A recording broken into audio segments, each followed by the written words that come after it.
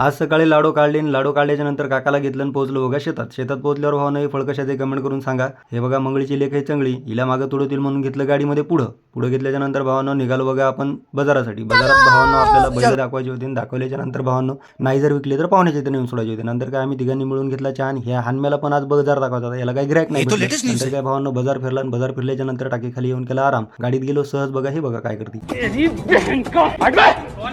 मग काय तिघांनी केलं जेवण आणि जेवण केल्याच्या नंतर सहज बाहेर पडलो तर भावांनो दिसला एक बॅनर. बॅनरवर एकाही कार्यकर्त्याचा फोटो नव्हता. असे बॅनर लावत जा भावांनो.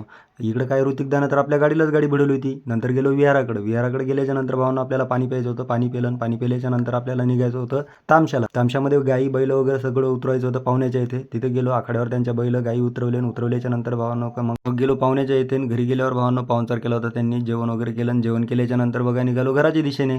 बापू तेवढं लाईक फॉलो करून घे की माय. चाल भेटू पुढच्या भागात मग.